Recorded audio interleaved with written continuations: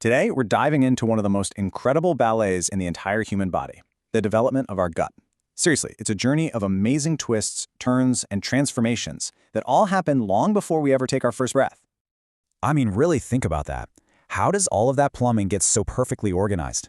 Well, it's not random, that's for sure. It's a precisely choreographed sequence, and we're going to walk through it step by step. Let's get into it. Okay, so our journey starts right here, with what's called the primitive gut tube.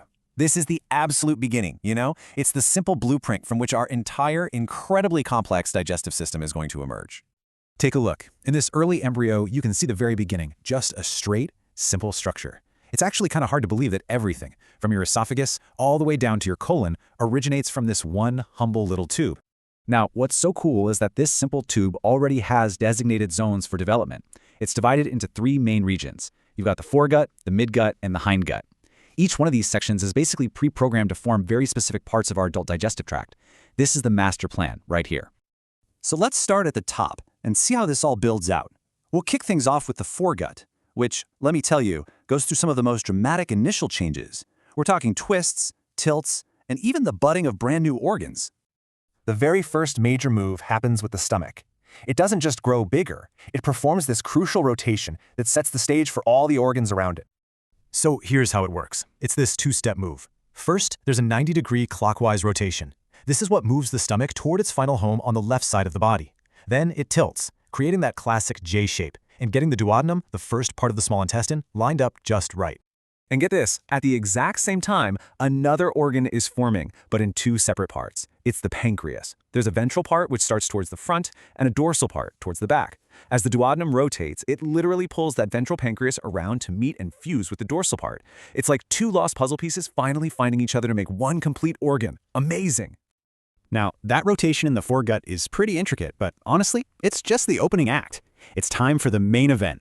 The development of the midgut is so wild and rhythmic that our source material has the perfect name for it, the intestinal cha-cha slide.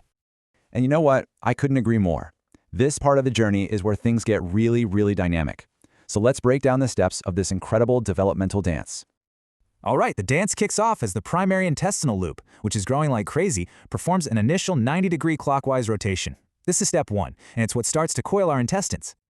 Okay, now the intestines are growing so long, so quickly, that there just isn't enough room in the tiny embryonic abdomen. So in this totally wild move, the whole loop temporarily herniates. It pushes right out into the umbilical cord. It sounds crazy, I know, but this is a completely normal and absolutely critical part of the process.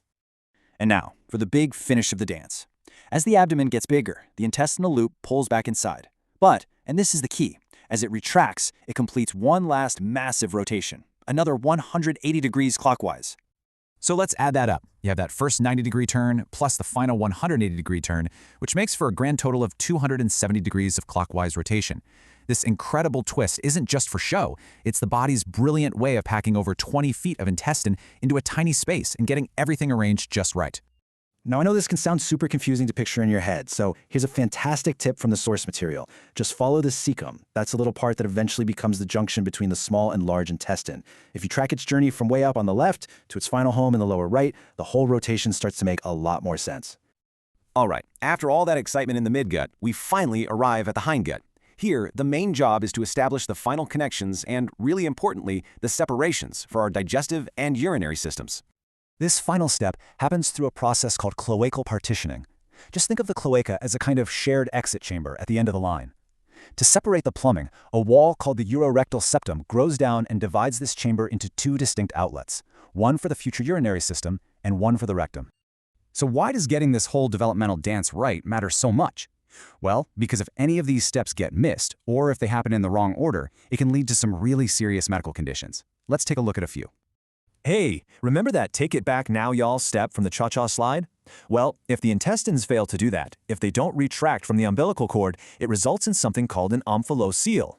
The abdominal organs actually remain outside the body in a little sac. And this illustration gives you a really clear picture of what that looks like. It powerfully shows just how critical that retraction step is for everything to end up in the right place. Now, what if there's an error in the dance itself? Like, say, that final 180-degree turn happens in the wrong direction. That leads to malrotation. And this is incredibly dangerous because it leaves the intestines improperly anchored, which means they can easily twist on themselves. That twist is called a volvulus, and it's a life-threatening emergency because it cuts off the blood supply. And let's go back to the foregut. Remember the pancreas and its two halves? If they don't fuse together correctly, a ring of pancreatic tissue can actually end up wrapping around the duodenum, squeezing it and causing a blockage. This is known as an annular pancreas. Okay, time for a quick pop quiz to lock in that key takeaway. After all that developmental dancing, what was the grand total for the midgut's clockwise rotation? Was it A, 90 degrees, B, 180 degrees, C, 270 degrees, or D, 360 degrees? The correct answer is C, 270 degrees.